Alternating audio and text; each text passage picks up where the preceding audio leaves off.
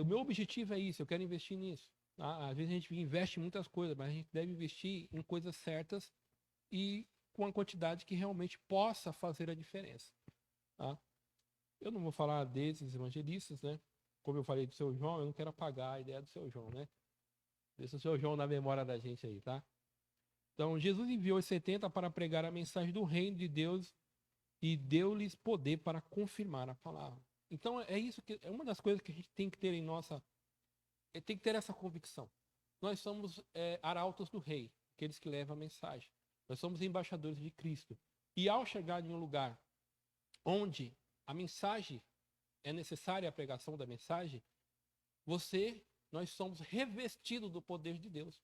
Nós somos comissionados, nós temos um mandato. Mandato você foi revestido de autoridade, não foi por qualquer pessoa. Foi pelo Rei dos Reis e Senhor dos Senhores. Aquele que tem o domínio sobre todas as coisas. É sobre esta autoridade que você está revestido. Tem que ter essa consciência. E aí, todos nós somos chamados para anunciar o Evangelho. No terceiro tópico, nós vamos ver que, dentro da igreja, Deus vai capacitar indivíduos de uma forma sobrenatural para que esse leve o Evangelho de uma forma excepcional para pessoas, que é o ministério do evangelista, que está bem evidenciado no texto que nós lemos lá em Atos dos Apóstolos, capítulo 8. Todos nós sabemos que Estevão e Filipe começam como diácono, mas nós vamos ver que no desenvolvimento do ministério dele, onde o Espírito Santo direciona ele, ele vai se tornar um evangelista, uma pessoa que tem uma habilidade de comunicar o evangelho às pessoas. Por exemplo, o pastor Rigonato, ele tem esse dom, né? Você vai um dia tomar, você já fez isso com o pastor, né? Você entra na padaria com o pastor Rigonato. E aí ele fala assim: "Você já leu a Bíblia?" Aí daqui a pouco ele começa e fala. A gente chegou no Nordeste, a gente foi num sítio, e um tiozinho lá bravo com a igreja, não sei o quê. E o pastor conversando com ele. Eles tinham praticamente a mesma idade. E aí ele até zoou com o pastor Egonato, né? Porque ele tem 70 anos, mas ele é bem magrinho, o pastor, né? Aí ele falou assim: você tá mal, hein, pastor? Eu tô melhor que o senhor, brincando e tal. E o pastor conseguiu comunicar o evangelho. Aquele homem tinha uma questão, na questão do dízimo, tinha uma birra. E o pastor conseguiu expor o evangelho. E o homem ficou tão feliz, falou: pastor, a próxima vez que você vir aqui, a minha casa está aberta, pode vir aqui, dormir aqui. E assim, o homem nem queria mais deixar o pastor Renato embora. Então o pastor tem essa facilidade de falar. Então, tem pessoas que têm essa habilidade. Por exemplo, eu não tenho essa habilidade. Eu não tenho a habilidade de abordar pessoas. Só que assim, as pessoas quando chegam em mim falam assim: quem criou o universo? A pergunta é assim, né? As perguntas que chegam para mim é numa questão mais racional, mais lógica. E aí, geralmente, as pessoas que Deus me deu o privilégio de falar o evangelho, eu tive que ficar 3 meses, 2 meses, falando, comunicando o evangelho. E muitos deles, eu não vi eles se convertendo. Depois eles se convertem e mandam a mensagem para mim. Então eu não tive assim, o privilégio, a alegria de orar por eles aceitar Jesus. Mas aquele início de conversa foi. Então a minha associei dessa forma. Então, quem tem essa habilidade, ele chega e consegue comunicar. Ele consegue transmitir a mensagem de uma forma assim extraordinária. E outra, também, além de ser revestido de poder para que os sinais ocorram. Tá? A Grande Comissão. A Grande Comissão é um tema muito conhecido de todos nós, né? Mateus 28:10, Marcos 16, onde nós vamos ver que a igreja é enviada ao mundo e a gente vê todo o trabalho que a igreja vem fazendo no mundo. E eu vejo hoje a igreja avançando de uma forma extraordinária, tá? E é isso que eu vou tentar mostrar e mostrar assim as dificuldades. Tá? Então eu vou ler o tópico e depois eu tenho uma série de slides aqui para a gente abranger mais essa questão da grande comissão dentro do mundo hoje, dentro do que está acontecendo no mundo hoje, dentro da nossa realidade hoje. Tá? Graças a Deus, Deus me deu o privilégio de ter bons materiais, principalmente na área de missiológica, evangelística, tá? Até falar, por exemplo, esse livro aqui é um livro excelente para quem trabalha com mobilização missionária, quem quer se engajar com a evangelização. Aqui tem tudo. É o futuro da igreja global, história, tendência e possibilidades. Então tem dados estatísticos, tudo, de todos os lugares do mundo. Quem já é intercessão mundial é o mesmo autor. Agora aqui ele é atualizado, ele é de 2017, então as informações são assim precisas. Tem tudo, grupos religiosos, densidade, política, grupos assim que você pode imaginar tem. Então eu sempre dou uma olhada, olho aqui, tem os sites de pesquisa, aí coisas assim que é realmente para quem tem que estar focado na área, que quer se aprofundar mais no tema, no assunto, quer ver as coisas, entender dentro, fora de uma coisa mais assim regional, entender as coisas mais globais. E aí, quando a gente entende o que está acontecendo lá fora, isso melhora a nossa visão aqui dentro. Tá? Por exemplo, por que a igreja, vamos dizer assim, a igreja do Sopro Divino não tem um índice de crescimento de não crentes como muitos de nós queríamos que acontecesse? Então a gente deve parar, pensar e ver. Como que está sendo a nossa comunicação? Como é que está sendo os nossos métodos de evangelização? Eles são eficazes? Então, quando a gente olha e estuda assim, os movimentos, aí a gente entra na questão da sociologia, da linguística, do comportamento, a gente pensa que essas coisas. Por exemplo, o Lindório, ele é formado nessas coisas. Quando ele vai falar, ele fala de tudo isso daí. Claro que não é só isso, não é isso que vai fazer a diferença, mas esse conhecimento é uma ferramenta a mais para que eu possa entender o comportamento da sociedade. Por exemplo, nós estamos em um lugar de periferia, entendeu? Nós não estamos, por exemplo, eu faço visita assim, eu presto serviço para banco. E aí eu fui numa região que todo mundo já ouviu falar, em Alphaville. Então eu sempre vejo Alphaville de fora. E eu falei assim, quer saber de uma coisa? Uma vez na vida eu entrei numa casa que, meu Deus do céu, só a sala é esse tamanho isso daqui. Da nave da igreja. E eu falei assim, eu vou lá para me conhecer. Eu falei assim, vou entrar lá para dentro. Mas você não entra para dentro da Alphaville. Você vai nas ruas, porque é tudo murado. Aí tem um condomínio Alfa 1, Alfa 2, Alfa 3, não sei o quê. Você não entra lá dentro. É cercado com muro. E eu parei e falei assim, Jesus, como que se comunica o evangelho ali dentro? Como que se entra lá dentro? Aí, para minha surpresa, eu vi uma catedral e primeira igreja presbiteriana lá dentro, primeira igreja batista. Eu falei assim, já tem gente lá dentro. Mas para nós, assim, saímos daqui, eu vou lá levar o evangelho na Nova Vida. Você vai parar na portaria lá e não entra em lugar nenhum, se você não tiver autorização. Tá? Então, olha a dificuldade. Então, assim, como que nós nos comunicamos o evangelho para a nossa realidade? A gente não pensa nessas coisas, a gente acha que isso não é importante. Mas eu sempre digo para os irmãos que quando o apóstolo Paulo, ele sai, por que ele ficou bravo com João Paulo? Por que você acha que ele explodiu com João Paulo? Porque possivelmente aquela embarcação que ele fez é uma coisa que levava 3 meses para programar. Possivelmente o apóstolo Paulo, junto com a equipe, eles alugaram, não foi uma passagem, eles alugaram um navio. Imagina quanto que custou alugar um navio. E tudo foi calculado para o número de pessoas. Aí chega um lá e fala assim, eu vou voltar. Lá no meio do caminho eu vou voltar.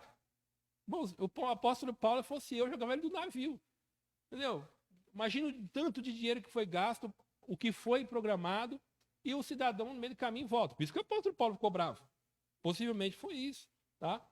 Então, vamos lá. O alcance da grande comissão. A ordem dada por Jesus aos seus discípulos após a sua ressurreição, chamada a grande comissão, foi: ide, ensinar em todas as nações, batizando-os em nome do Pai e do Filho e do Espírito Santo, ensinando-as a guardar todas as coisas que eu vos tenho mandado. Mateus 28, 19 e 20. E o apelo de Jesus para os discípulos anunciarem o evangelho até as últimas consequências. Foi nesse espírito que o apóstolo Paulo encarou a tarefa. Porque se anuncio o evangelho, não tenho de que me gloriar, pois me é imposta essa obrigação. E ai de mim, se não anunciar. 1 Coríntios 9,16. Então, hoje eu estava vendo um canal no YouTube, ele falou uma coisa interessante, né? Ele estava fazendo uma comparação. Não vou fazer essa comparação, porque vai entrar em questões políticas e não é isso que eu quero falar. Mas ele está falando sobre um contrato, assim, por que, por exemplo, as leis do secular, as pessoas. A moça fez uma pergunta assim: está falando que a governadores tal. Ele nem está falando no contexto brasileiro, no contexto mundial, né? Que eles obrigam as pessoas, por exemplo, então hoje se obriga até o que você pode comer ou não comer. E a Bíblia também diz isso, né? Se você for ver, faz um certo sentido. Deus determinou para o povo que devia ou não comer. Só que ele falou uma coisa, ele falou assim, só que tem uma diferença. Quando você faz um contrato com o Criador, aquilo lá é imutável, não muda. Se você seguir as regras, quem vai se beneficiar é você mesmo. E é imutável. Deus não fica mudando a regra toda hora. Já o diferente dos políticos, fica toda hora mudando as regras. Né? Você tem muita liberdade. Né? Não, você não tem liberdade nenhuma. Não? Então imagina isso, por exemplo, para um empresário. O empresário tem que ter as regras claras, porque senão ele não consegue programar o trabalho dele no ano, né? A longo prazo. E aí ele falou assim, acho interessante isso. Então a mesma coisa é aqui. Quando você vem para o evangelho, já tem as regras impostas, né? Você, vamos dizer assim, entrou assim no meio que um contrato. Você entrou numa nova aliança, né? E aí tem aquilo que Jesus nos oferece e tem aquilo que nós precisamos realizar. Não para sermos salvos, mas porque nós somos salvos. Então tudo que nós fazemos ou faremos não é para ser salvo. Não, nós vamos fazer porque já somos salvos. Essa é uma responsabilidade que é nos imposta. Nós vamos para o céu e nós temos que comunicar às pessoas que estão em volta, que estão perdidas, que existe um céu. Ainda que essas pessoas rejeitem.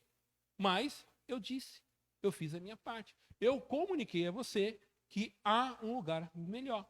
Então, essa responsabilidade nos é imposta. Tá? Porque um dia, ou no dia, ele vai perguntar para mim, para você, por que nós não falamos. Eu imagino, pegando a tecnologia, um telão, né, mais ou menos do tamanho da cidade, né, lá de Jerusalém. E aí, lá vai ser feio, porque todo mundo vai ver, nós vamos passar vergonha na frente de todo mundo. Né? Ó, tá vendo? Você não devia fez isso, lá no tribunal de Cristo, né? Então, nos imposta essa responsabilidade de anunciar o evangelho. O céu é muito bom, nós iremos para o céu e nós temos que comunicar às pessoas que existe um lugar também preparado. E se ela vai querer rejeitar ou não, isso é problema dela. Mas eu tenho a obrigação de anunciar. Tá? O mundo está dividido em dois grupos. Quem crer e for batizado será salvo, mas quem não crer será condenado. Marcos 16:16. Aqui o Evangelho de Marcos destaca que há dois grupos de pessoas diante da mensagem de Jesus. Os que creem e os que não creem. Acerca da salvação, os evangelhos não se preocupam com a nacionalidade, raça, sexo, condição socioeconômica do homem, não é judeu nem gentil. Gálatas 3:28 e Romanos 3:9, 10 e 23. Como vocês estão muito quietinhos, eu vou pedir para ler as referências de Gálatas 3:28 e Romanos capítulo 3, versículo 9, 10 e 23, só para a gente folhear a nossa Bíblia e eu dar uma descansada que eu já estou falando um pouquinho. Tá? Então vamos ler as referências bíblicas aí. Toda a humanidade é carente da graça de Deus, precisa decidir o seu futuro eterno, crendo ou não no Evangelho. Quem achou? Gálatas 3:28.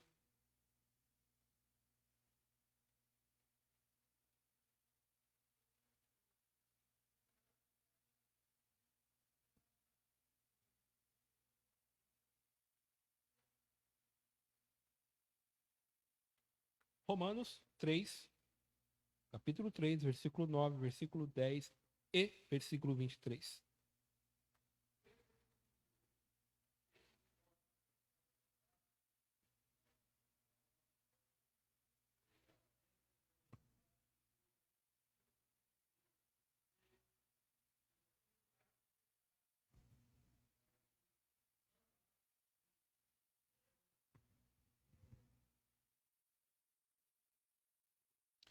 o 10 e depois lê o 23.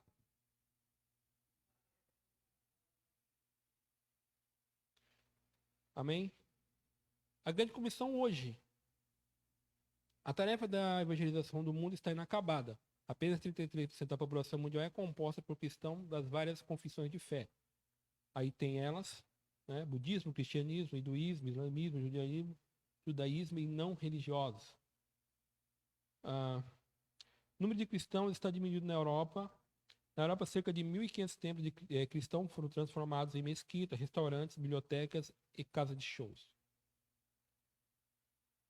Se a igreja não experimentar um real e poderoso avivamento espiritual, em poucas décadas a Europa se tornará muçulmana, o cristianismo não mais influenciará. Precisamos reevangelizar a Europa. Reevangelizar a Europa é muito bom, né? Imagina morar na Europa, na França, Inglaterra, tá? Mas é complicado porque em questão de financeiramente falando. Mas claro que eu concordo, né, que há necessidade hoje de se evangelizar a Europa. Só que não é que a Europa ela não é cristianizada. Então você tem crentes na Europa, você tem cristão na Europa. Só os cristãos não influenciam nada. Eles são cristãos secularizados. São cristãos, olha o que eu vou falar agora. São cristãos que não acreditam no sobrenatural. Já viu isso? E são assim, são cristãos que são mais voltados para a vida secular, estão mais preocupados com o seu bem-estar. Porque o ambiente que eles vivem, a Europa é um continente muito rico. Então, as facilidades que se tem lá, e aí eu faço um rápido paralelo com a igreja de Laodiceia, né? Quando nós estamos numa condição bem, assim, favorecível para nós, em que nós temos as condições melhores no mundo, a gente meio que deixa Jesus lá na porta.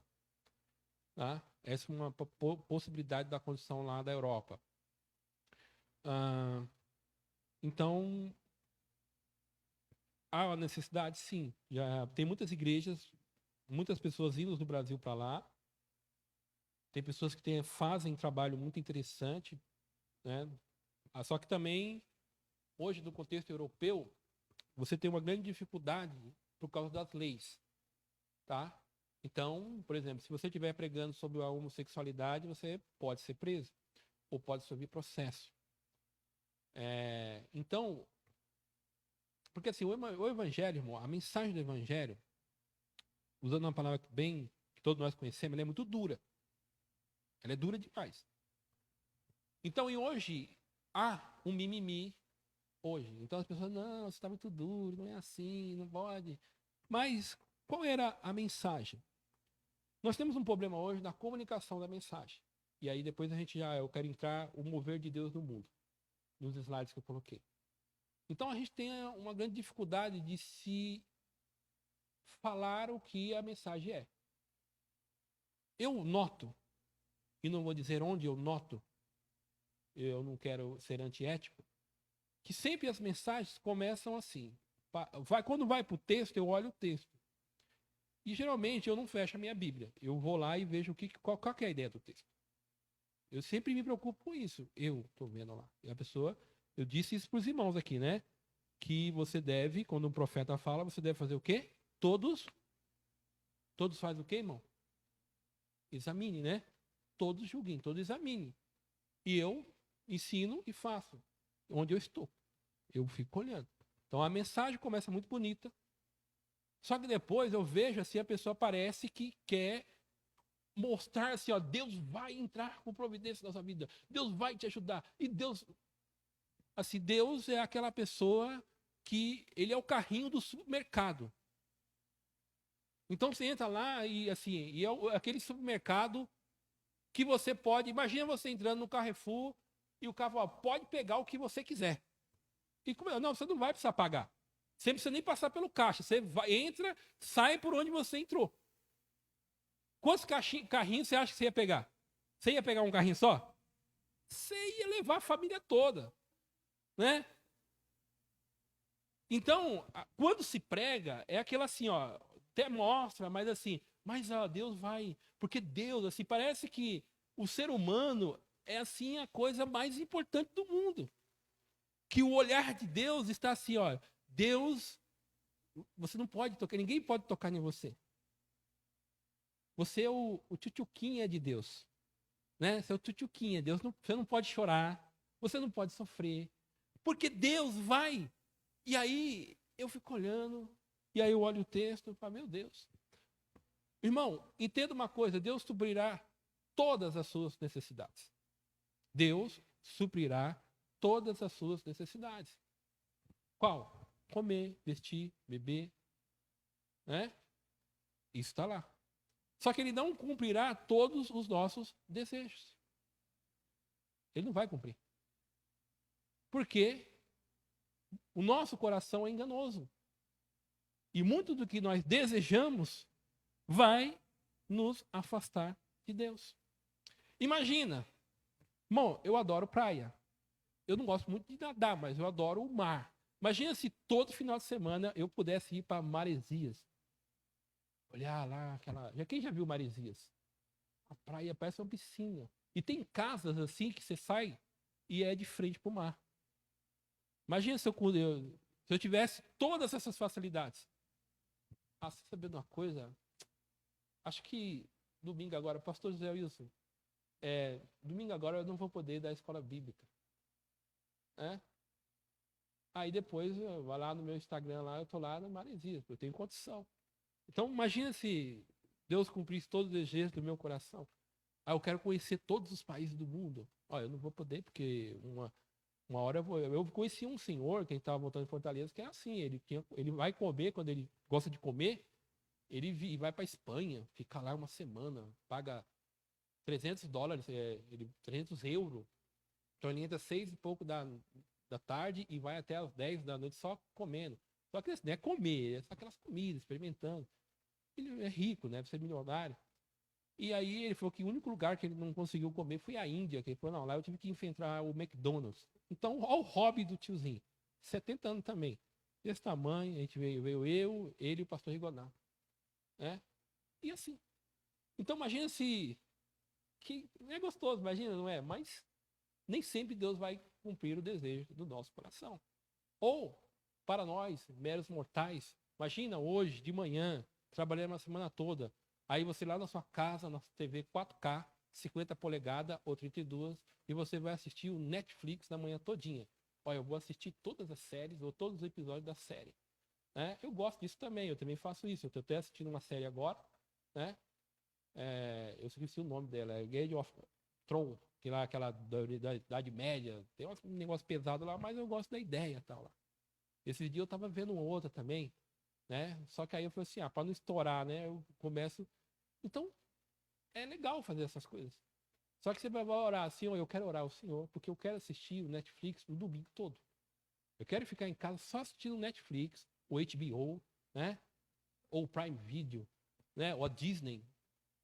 Gostoso pedir isso, né? Imagina se Deus falar, tá bom, meu filho, pode ficar lá no sofazão.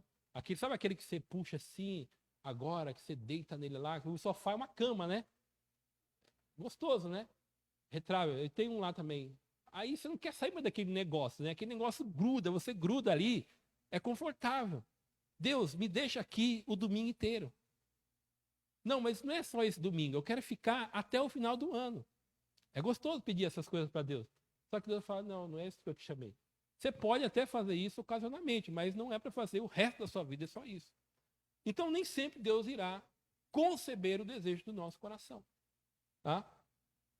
Amém? Então, hoje eu vejo assim esse ruído. Mas como que é a mensagem? Interessante a mensagem. Porque a gente fala assim, o que é evangelho? Mudança de mente, transformação. Mas o que isso quer dizer? Tem um escritor que ele fala assim, João disse a distinta categoria de pessoas a diferentes maneiras como podia expressar o seu arrependimento. Então, o que é arrependimento? O que é mudar de ideia? Né? Ele diz assim, ele disse para as multidões, quem tiver 2 túnicas, que reparte o que não tem. Quem tiver alimento, que faça da mesma maneira. João Batista pediu aos publicanos para não coletar mais do que estavam autorizados a pegar. Disse aos soldados: ninguém tratais mal, nem defraudais, e contentai-vos com o vosso soldo. Jesus disse ao jovem rico para vender tudo o que tinha e dar aos pobres, para depois disso vir e seguir. As coisas específicas ajudam as pessoas a entender o que é o arrependimento envolve. Então, você tem um problema de imoralidade? Pare de fazer isso, porque isso é pecado. Isso ofende a santidade de Deus.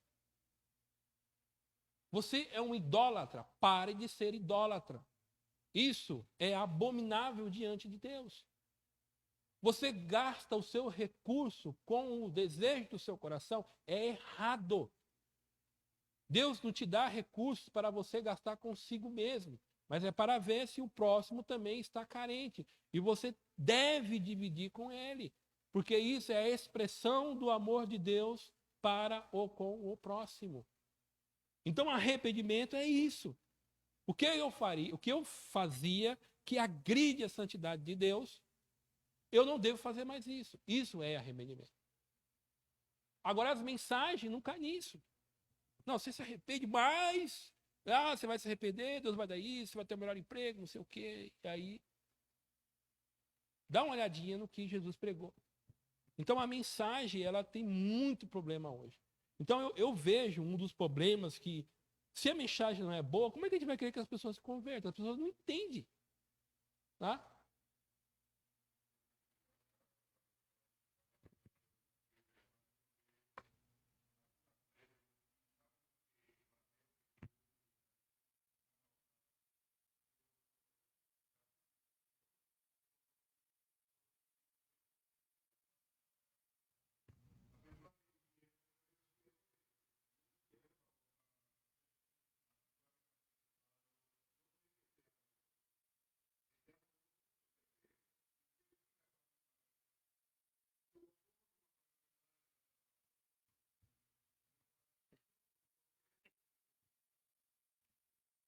Nós temos um problema muito grave, irmão. E eu tenho olhado assim,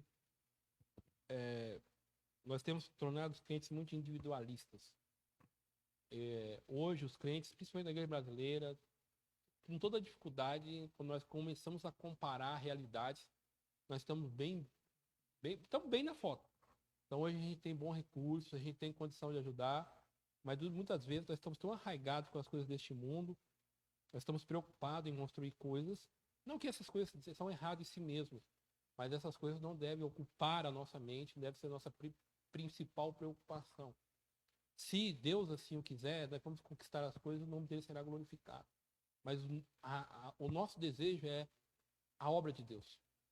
O que nós podemos fazer com os talentos que Deus nos deu? Talentos inatos, recursos financeiros. Quando dos nossos recursos nós podemos investir no reino de Deus? Porque se nós desejamos que o reino de Deus, que a vinda de Jesus se aproxime, o que nós estamos fazendo para que essa realidade se torne? Porque uma coisa é certa, eu não acredito que a grande comissão dependa de mim e de você, depende de Deus. Deus nos convidou para fazer parte disso, através dos nossos recursos, tá? Conhecimento financeiro, tempo. Ele nos convidou, é um privilégio nós fazermos parte disso. Mas o grande problema é que a igreja hoje tem olhado mais para a realidade terrena e acha que ser bem-sucedido na vida, não todos, há exceções, mas acha que isso é mostrar que Deus é na sua vida. E não é, tá? Parte 2, o mover de Deus.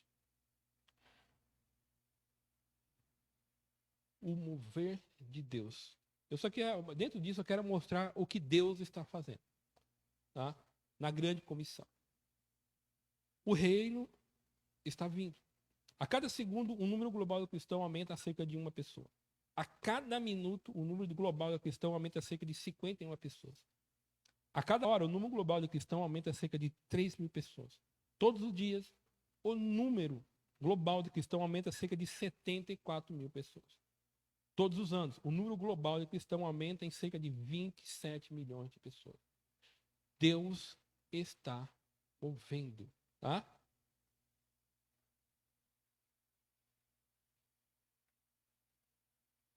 Deixa eu ver se eu não pulei aqui.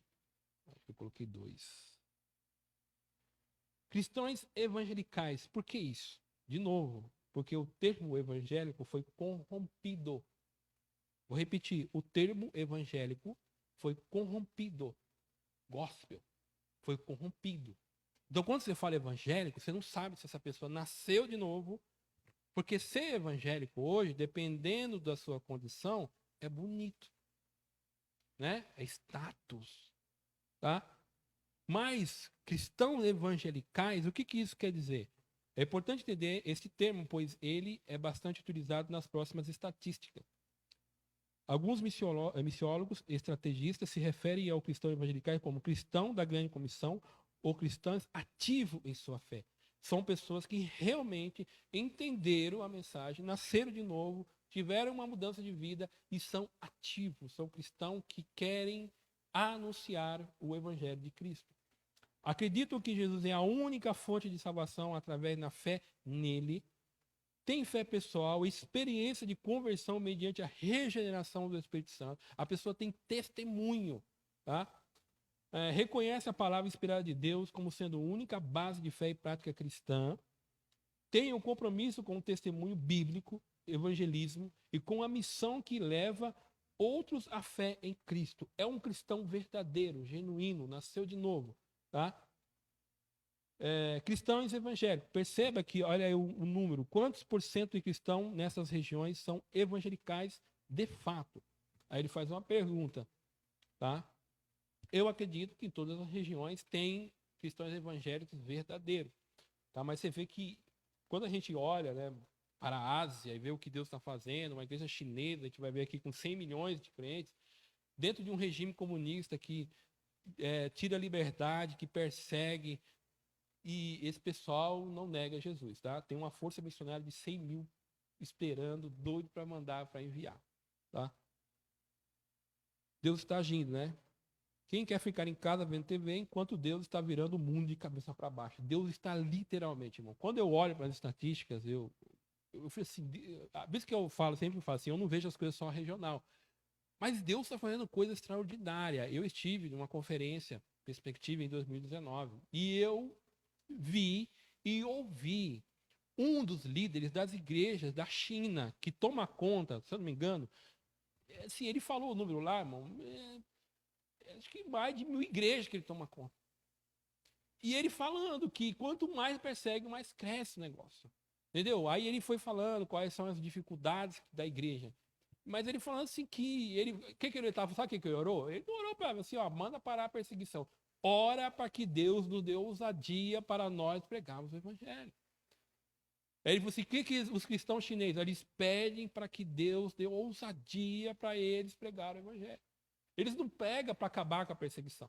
Eles oram, pedem para que orem, para que eles se fortaleçam no Senhor e na força do seu poder. Tá? Aí você tem o percentual de cristão cresce maior que a mundial. O ritmo é acelerado. Tá? Você vê que eu falo totalmente contraditório, né? Às vezes eu falo assim, tá difícil, não tá indo. Então, vê que eu falo de evangelização mundial, eu falo, o negócio está avançando, tá indo. Porque quem tem o domínio, quem coordena esse negócio é Jesus, irmão. Ele nunca passou o bastão para a igreja. Ele falou assim, corre comigo. Entendeu? Jesus falou assim, caminha comigo. Ele não falou para a igreja, a tarefa de vocês, vou sentar no trono aqui e vou ficar só olhando vocês fazer. Em nenhum momento ele fez isso. É ele que coordena esse negócio. É ele que toca, tá? O crescimento aí no mundo. População mundial por seguidor de Cristo alvo, né? Flash notícia. Aí você vê uma comparação, tá? 36 para a cada não cristão, né? Para um cristão. Tem a 36 lá no primeiro século. 36, a referência era um cristão. Hoje é 7,3. A cada 7,3 pessoas, um é cristão. Perceba que o número caiu. E olha que o número da população aumentou. Tá? Deus está fazendo coisas extraordinárias. cristão no mundo. Então, aonde você está vendo em azul aí, ó, o cristianismo não é só uma fé ocidental, tá? Um ponto é equivalente a 50 mil cristãos, inclui cristão de todas as tradições. Eu não vou explicar o que isso quer dizer, que não dá tempo, tá? Veja como é espalhado. Maior crescimento e declínio dos evangélicos. Perceba, Irã, Afeganistão, Camboja, Argélia, Somália, Mongólia. E é interessante, onde é mais perseguido, onde o evangelho é mais restringido, é onde ele mais cresce. Glória a Deus por isso. Tá? Países com declínio mais rígido de população evangélica. Suécia, Geórgia, Japão, Eslovênia, Finlândia, Reino Unido. Mas quem não quer morar na Suécia? Mas lá não tem crescimento de evangelho. Pós-cristã. Tá? Crescimento mais rápido da igreja. Burkina Faso, Chad, Nepal, Burundi, né? Ruanda, Arábia Saudita. Como é que você explica esse negócio? É Deus, Deus que trabalha. Né? Nos últimos 10 anos, aqui nos últimos 100 anos, nos últimos 10 anos, Afeganistão, Camboja, Burkina Faso, Mongólia, Timor-Leste, Nepal. Tá? Europa pós-cristã. Aí você vê um declínio. E é o velho continente, é o continente que foi abençoado grandemente pelo Evangelho. Atos. Sabe aquela mulher que recebe o Evangelho? A primeira pessoa no continente europeu foi uma mulher.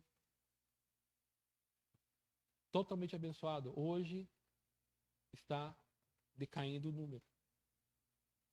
Igreja no mundo. Em 1900, no início do século 20, 79% era branco. Hoje, a composição étnica, 34% só são. Aí você vê que... O que é legal isso aqui? Não sei se irmãos entendem isso. Você vê que era só um grupo étnico. Hoje, a Apocalipse 7, 9, 5 lá, né? De pessoas de toda etnia. Hoje a igreja está alcançando todas as etnias. Tá? Lá Apocalipse está se cumprindo. Tá? A evangelho está chegando em várias etnias no mundo. Então essa era a realidade. A típica família cristã em 1907, em 2007. Olha como mudou, tá? A família, as pessoas hoje. População evangélica no mundo. Tá? Olha de novo. Tá? No Brasil, estados com maior número de evangélicos, Rondônia, a gente pensa que é São Paulo, né? Rondônia, Espírito Santo, olha lá. Estados com menor número de evangélicos, Piauí, Sergipe, Ceará, Paraíba, Rio Grande do Norte e Alagoas. Então, quando eu vejo esse número aqui, o que eu vejo? Ó? Onde que eu devo investir mais? Onde eu devo enviar pessoas? Isso aqui já está me mostrando. Onde é a minha maior necessidade? Onde é a minha maior carência? Tá? Menor população. Você vê que aqui esses números são números de povos não alcançados dentro do Brasil. Tá? Quando a gente olha Bocaína, Piauí, Monteirópolis, Alagoas, Santo André, Paraíba, né? Santo André aqui do ABC, Água Branca, Paraíba. Você vê que aqui que a gente vê que Piauí e Paraíba e Alagoas são os estados dentro da Federação Brasileira que nós devemos investir mais na evangelização nacional. De onde são os missionários que estão vindo de hoje? América do Norte, que aí você tem Canadá, Estados Unidos, e aí qual que é o interessante? Só que ainda que os Estados Unidos é uma grande força missionária, eles têm grande dificuldade. Por exemplo, eles têm dificuldade de entrar em países. Por quê? Por causa disso. Para muitos, ser cristão é ser americano. Imagina lá, o cara... Porque é americano, não é eu que falo, tá? Quem falou é amigos americanos que falou para mim. A população, eles são muito orgulhosos, né? Eles acham que são os melhores do mundo. Então, não foi eu que estou falando, foi um americano, amigo meu, que disse para mim. Então, eles acham que são o melhor do mundo. Então, são individualistas, entendeu? É a nação, tal. Então, aí você vê lá, é esse símbolo, imagina. Aí o pessoal que não vai assim, então, poxa, ser cristão é ser americano? Não quero. E americanos têm muita dificuldade, o cidadão americano, para entrar em países como China, essas coisas. Países que têm guerra civil, na Palestina. O que é o legal de ser brasileiro? Mas a gente parece com todo mundo, né? Tem um pessoal ali que parece com a África, africano, tem um pessoal ali que parece indiano, né? tem uns que parecem cearense também, né? E a gente tem misturado. Então, brasileiro, nós temos essa vantagem de entrar em qualquer lugar do mundo. Você tem uma ideia? O passaporte brasileiro é um dos passaportes mais falsificados do mundo, tá? Envio missionário. Aí aqui, eu não vou ter que correr aqui. Pra você ter uma ideia, as mídias eletrônicas, Deus está usando a mídia eletrônica. Hoje existe 1.050 agências de radiodifusão nacional e internacional produzindo programação cristã em mais de 4.000 estações de rádio e TV. Mais de 5 bilhões de pessoas viram o filme Jesus, que foi mostrado em todos os países do mundo, com quase 200 milhões de espectadores, indicando um comprometimento com Cristo. Olha que negócio extraordinário. Tá? É um dos filmes mais contrabandeados dentro do Oriente Médio, pra você ter uma ideia. Tá? O evangelho está sendo proclamado, TV, satélite. Então, as coisas estão andando. América Latina, no início do século XX, 60 milhões, aproximadamente 700 mil, 1%. Olha no ano 2000, olha o pulo que dá. Existe cerca de 479 milhões. Olha, saiu de 60 milhões para quase 500 milhões de pessoas na América Latina. Então, aí de todas as tradições, aproximadamente 55 milhões eram cristãos evangélicos. África. A África, assim, é um negócio extraordinário. Também, no início do século XXI, 9% era cristã. No ano 2000, 46% é cristã. Em 2008, 50% da África era cristã. O número de cristãos aumenta 20 mil pessoas por dia. Por dia. A igreja na África cresce 4 vezes mais que a população geral. Tá? Olha a Argélia. Em 1980, apenas um punhado de seguidores de Jesus. Em 2018, aproximadamente 70 mil seguidores de Jesus. 70% deles têm menos de 30 anos de idade. Hoje não se sabe ao certo, certo o número de mais acredita ser mais de 100 mil. Um lugar que não tinha cristão, olha como aumentou exponencialmente hoje, na nossa realidade de hoje. Os desafios. Então, eu mostrei para você que Deus está atuando. O que eu quero dizer com isso? A missão será cumprida porque é Deus que coordena o negócio. Aí, claro, isso alega o coração. A pergunta que eu e você devemos fazer é: qual é a minha parte nisso? Qual é a minha parte nisso aqui? Quanto que eu tenho financiado nisso aqui? Quanto que eu tenho financiado nisso? Quanto que eu tenho investido de tempo de oração, investimento de dinheiro, tenho me comprometido com isso daqui? Como que eu tenho que ser a minha posição diante dessa realidade? Está crescendo, mas eu faço parte desse crescimento. Eu tenho orado para que isso tenha ocorrido. Eu tenho investido dinheiro. Eu tenho investido tempo. Então, cada um, Deus está trabalhando. A pergunta é: o que eu e você estamos fazendo para ajudar essa realidade? Tá? Amém? É porque assim, né, eu entrei num campo assim, de missão que é minha área, né? Então, a gente tem que estar estudando, vendo isso daqui. Então, graças a Deus, eu não tenho tanta dificuldade, né? Nessa aula de hoje, eu não tenho tanta dificuldade. Tá? Os desafios. Pegando a frase do Ronaldo Lindório, não é porque a gente não sabe onde ele falou assim, não é porque nós não sabemos onde eles estão, as condições que eles estão. A gente sabe. O Ronaldo Lindório falou, o problema é que ele falou assim, o mais difícil ficou por fim. O mais difícil ficou para o final. Tá? Estado de evangelização mundial, 30 grupos não alcançados, 2 bilhões. 30% de cristão, todos os contextos de tradição, 2 bilhões. 40% não cristão evangelizado, 3 bilhões. População mundial em 2014, 7 bilhões. Hoje já passou. Status da evangelização. Aí. Cristão e o mundo não alcançado. Como eu falei, os pontos azuis são 50 mil cristãos, o ponto vermelho, 50 mil não cristãos alcançados. Perceba que, onde está? Oriente Médio, Norte da África, Índia, Ásia, né? São os lugares, o Norte da África, por que o Norte da África é difícil? Porque o Norte da África o Islã toma conta, os muçulmanos, tá?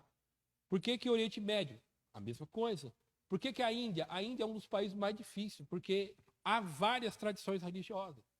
Tá? Eu conversei, eu esqueci o nome dela, pedi agora de manhã, e ela falando para mim, eu falei assim, mas eu falando dessa questão linguística, ela falou, não adianta você querer aprender. Aprende o inglês e vai procurando lá e vai falando. Porque se você for querer, porque assim, você está numa cidade, dentro de uma cidade, ou se dentro de um estado, ou dentro de uma cidade, você vai encontra várias pessoas de grupos linguísticos. Então, assim, qual que é a língua majoritária? Aí você tem que aprender a língua majoritária para tentar comunicar com todas as outras tradições. Porque se você for aprender todas as línguas, se for um William Carey, você está lascado. Você morre doido e não fala de evangelho para ninguém. Entendeu? Então, qual é o grupo que você vai? Então, qual é o grupo majoritário? Isso é a estratégia do apóstolo Paulo. O apóstolo Paulo ia para os grandes centros, trabalhava com aquelas pessoas nativos, né? E esse nativo que era que a pessoa. Então, olha, aí a gente vê aqui na complexidade. Esse mês, eu estava pensando, eu estava vendo uma coisa sobre a Oriente Médio, principalmente Egito, né? E ali eu vi, vendo uns vídeos, que as mulheres são muito assediadas mesmo.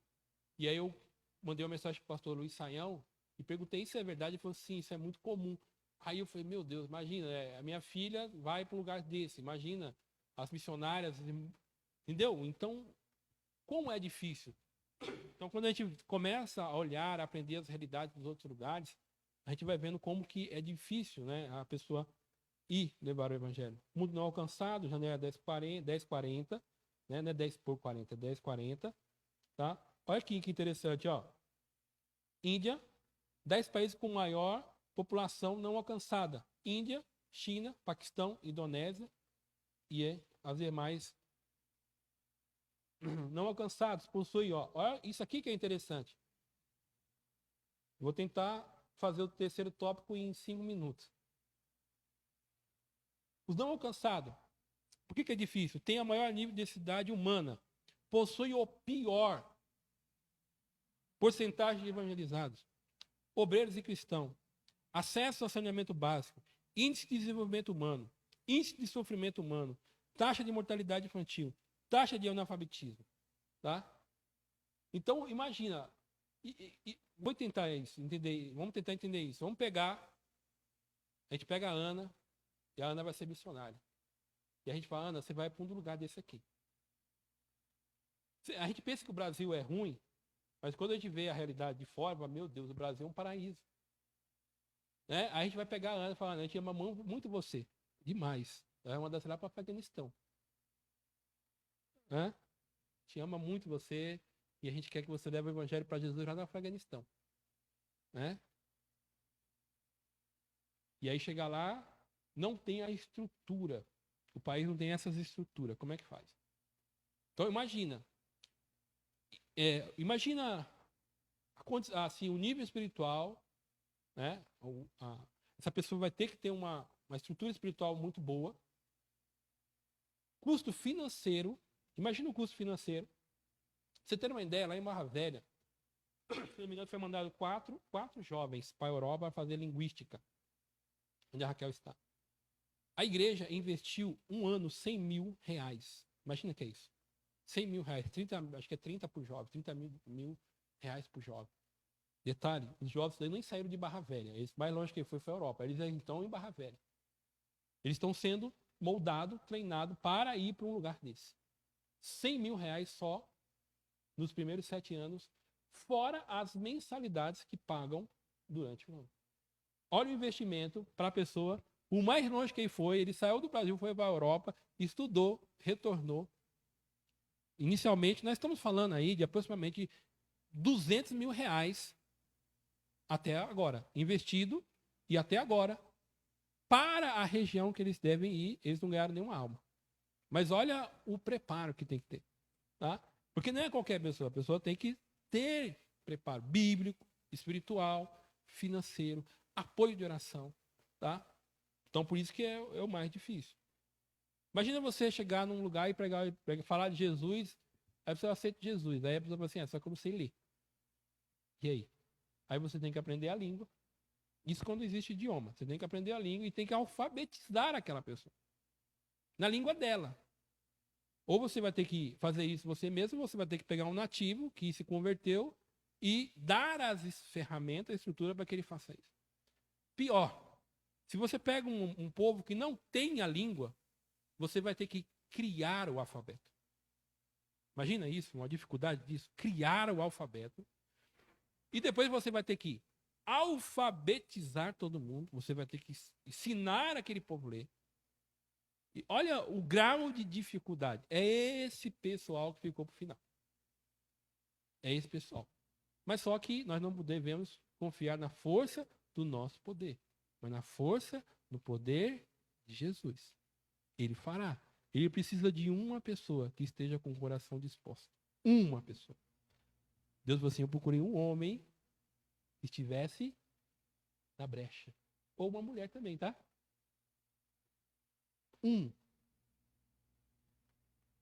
Não alcançados. Vou correr por causa do tempo, infelizmente. Não engajados são povos que não têm nada. Não existe nenhum projeto missionário. Não existe nada. A gente sabe que eles estão lá, mas não existe nenhuma força missionária acontecendo neste momento para alcançar eles. Tá? 5 maiores etnias dentro do Brasil, isso dentro do Brasil. Ô irmão, mas como é que faz? Como é que faz? Você está falando agora que é tão difícil. Olha isso aqui, ó, Coreia do Norte. Todo mundo sabe da Coreia do Norte, né? Eu não sei se eu já falei isso para vocês. Olha aqui, ó. Você já sabia que que Coreia do Norte já foi a Jerusalém do Leste? Jerusalém do Leste. Este homem aqui, ó, ele levou em 1899, é Jonathan, não sei o que é o nome dele, ele levou, só que ele foi martirizado na costa. Ele nem chegou a entrar na Coreia do Norte, ele foi morto, martirizado. E esse homem, parece que ele tinha uma porção da Bíblia no coreano. E aí, parece que, não sei se foi o imperador, não lembro qual foi, que estava tirando as folhas e fumando. E fazendo cigarro para fumar. E parece que quando ele viu ele começou a ler, e ao ler ele se converteu. E aí ele começou o movimento de... Pra você ter uma ideia, existe dentro da Coreia do Norte uma igreja cristã dentro da Coreia do Norte. Olha o que acontece hoje lá. Esse eu fiz até questão de não colocar lá para o Cássio, porque isso aqui não pode ser divulgado muito. Dentro da Coreia do Norte, hoje, agora, tem um americano lá que tem essa fazenda aqui e ele distribui. Ele tem uma horta lá, ele acho que faz até leite de cabra e ele recebe doações de pessoas, de vários cristãos do mundo. E tá vendo essas caixas aí?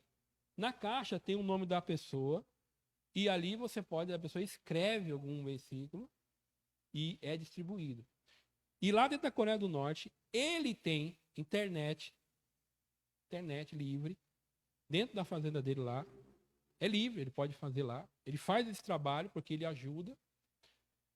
Cavalcante, quanto que precisa para fazer isso aí? $1 milhão. $1 milhão são 5 milhões de reais.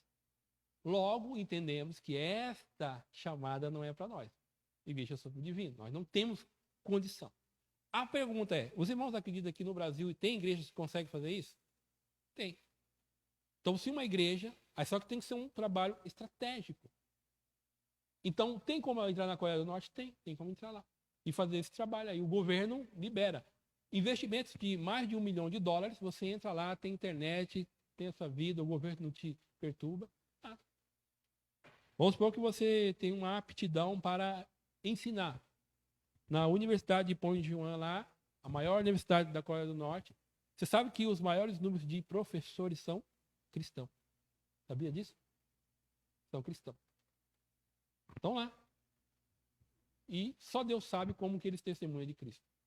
Porque, vamos pensar, você acha que uma pessoa, professor, que ganha bem, que não é cristão, ele quer ir para lá? Tem professor que adora o comunismo, mas ele não quer ir lá ensinar dentro do país comunista. Mas os cristãos, por amor a Cristo, vão lá. Então, dentro dessa universidade, a grande cota de professores são cristãos, dentro da Coreia do Norte, que os irmãos sabem que é o país mais fechado do mundo. Então, nada. Jesus disse que as portas do inferno não prevalecem contra a igreja dele. Tá? Então, existe a grande comissão, Deus está avançando, existem dificuldades, e eu mostrei para você que dentro do país, dentro do ranking da porta aberta mais fechado do mundo, tem cristão lá que estão fazendo o trabalho de evangelização. O evangelho não está preso. Até Atos capítulo lá no finalzinho, Atos 28, eu gostaria só de, para a gente mudar aqui, peço, o próximo slide vai ser bem rápido, né? Já está estourando o tempo. Finalzinho, Atos 28, 30. Por 2 anos, permaneceu Paulo na sua própria casa, que alugara, onde recebia todos os que procuravam, pregando o reino de Deus e com toda intrepidez, sem impedimento algum, ensinava as coisas referentes ao Senhor Jesus Cristo. Ele estava preso em um lugar, mas o evangelho não está preso. Ninguém prende o evangelho, porque o evangelho é de Jesus Cristo. Amém? Então, Deus está avançando. Qual é a minha parte nesse negócio? Existe a dificuldade. O que eu tenho feito para poder amenizar essas dificuldades? E entenda que no lugar mais difícil do mundo, Jesus tem os seus lá anunciando o evangelho. Amém? Então, a grande comissão ordenada por Jesus de Nazaré ainda é uma tarefa inacabada, mas não é impossível. Não é impossível. Será concluída. Por que você sabe disso? Apocalipse, capítulo de número 5, se eu não me falha a memória. Apocalipse 5.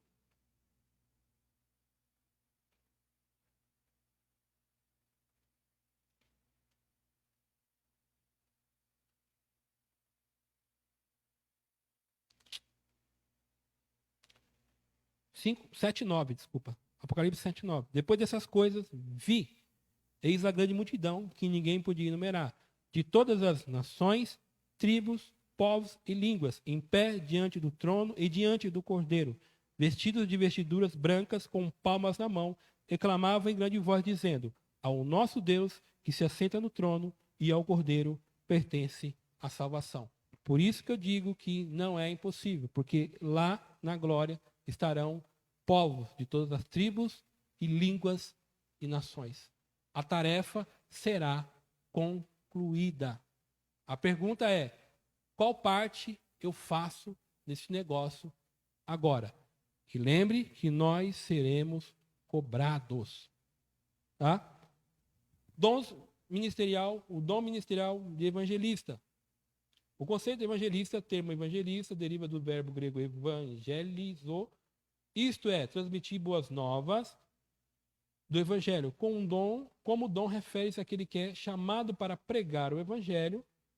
O evangelista tem a paixão pela salvação dos perdidos, esmera-se por buscar da parte de Deus mensagens inspiradas para tocar o coração quebrantado e a alma dos pecadores. Aqui é o ponto. Eu não devo pregar porcaria, irmão, porque hoje é porcaria, é comida estragada. É Deus que tem que dar a mensagem. Se Deus não dá a mensagem, o Espírito Santo não vai agir. Não vai agir. O Espírito Santo só age por meio da palavra de Deus. Então a gente tem que ver um dos pontos por que a gente não ganha. A nossa mensagem é evangélica, é bíblica, foi Deus que nos inspirou. Se não for assim, a gente estamos nos enganando nós mesmos. Então, primeiro ponto, qual é o conteúdo da nossa mensagem? Qual é o conteúdo da mensagem? Tá? Isso é importantíssimo. O papel do evangelista. O evangelista é, por excelência, o pregador das boas novas da salvação, onde vidas são alcançadas e conduzidas a Deus. Muitas vezes, o evangelista torna-se um plantador de igrejas, como tem ocorrido em diversos lugares do Brasil e pelo mundo afora. Exemplo do seu João. Foi numa conversa missionária, tem que levar onde o evangelho. E onde que foi? Eu fui aqui tem. Negócio onde não tem? Lá no meio dos índios. Onde é a maior necessidade? Amém? A finalidade do ministério do evangelista, assim como o ministério de apóstolo, de profeta, o ministério de evangelista, tem por finalidade preparar os santos do Senhor para uma vida de serviço cristão, bem como a edificação do corpo de Cristo. Efésios 2, 20 a 22. Importante, o evangelista deve ser sensível à voz do Espírito Santo, seja pregando para as multidões ou para uma única pessoa. O evangelista deve ter habilidade para transmitir as boas novas e ser capaz de responder a seguinte pergunta dirigida ao pecador: entendes o que lês? Mensagem sem ruído. O pecador deve entender a mensagem. Lembra do eunuco? Etíope? Ele não entendia o que estava lendo. E o Filipe fez ele compreender a mensagem. A mensagem, irmão, não deve ter ruído. Tá? Principalmente a mensagem evangelística. Então, o papel do evangelista é exercer o ministério dado pelo Altíssimo como arauto de Deus, é o mensageiro de Deus, é a pessoa comissionada por Cristo por levar a mensagem. E olha o privilégio, mas você é revestido de autoridade. Os demônios recuam. As enfermidades e doenças são curadas e saradas. Tá? Conclusão. O dom ministerial de evangelista é concedido por Deus a algumas pessoas conforme o propósito do Espírito Santo para o fortalecimento e a edificação das igrejas locais. Isso não significa desobrigar os crentes individualmente do labor da evangelização. Todo seguidor de Cristo tem em sua caminhada cristã o firme compromisso de pregar a mensagem do Evangelho. Que Deus levante mais evangelistas para a sua grande seara. Perguntas 1. Segunda lição, qual a consequência para quem proclama o Evangelho no mundo contrário ao reino de Deus? Perseguição. Os arautos de Cristo serão perseguidos. 2. De acordo com a lição, qual o verdadeiro significado de desfrutar da alegria do Espírito Santo? Então, o verdadeiro significado da alegria do Espírito não é ver milagres, mas saber que através da exposição do Evangelho temos os nossos nomes escritos nos céus. O que é a grande comissão? Vou correr aqui, tá, irmão? É o apelo de Jesus para os discípulos anunciarem o Evangelho até as últimas consequências. Qual é o papel dos evangelistas? O evangelista exerce o papel de pregador das boas novas, da salvação, através do seu anúncio. Vidas são alcançadas, reconduzidas a Deus. Qual a finalidade do ministério de evangelista? Preparar os santos para uma vida de serviço, bem como a edificação do corpo de Cristo. Efésios capítulo 2, do versículo 20 ao versículo 22. Amém? Deus abençoe todos em nome de Jesus. Vamos orar para que Deus possa usar-nos. Nós vemos que Deus está movendo, sabemos as dificuldades e temos que orar e perguntar a Deus: Deus, qual é a minha parte nesse negócio? Tá?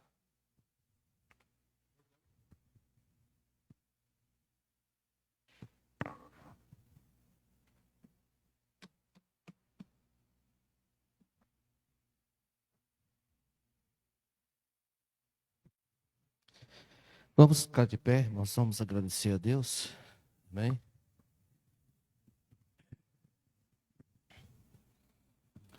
Boa essa. Boa? Então tá bom. Então à noite nós estamos no culto. Amém? Os outros. Vamos continuar orando em favor do Paulo Pires, lá de Itaquaquecetuba.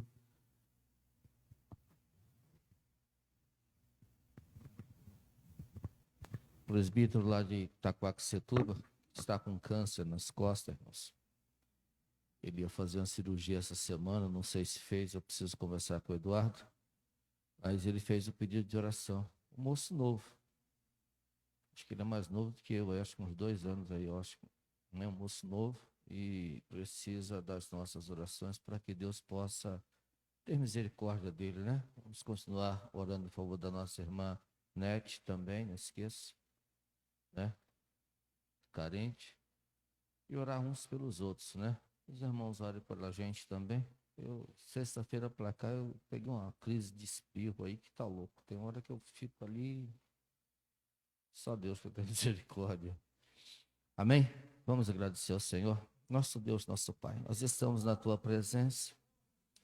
Somos gratos, Pai, pelo privilégio de estarmos aqui nessa manhã. Por esse ensino, Deus, que nos traz consciência sobre as nossas responsabilidades. Deus, ser servido.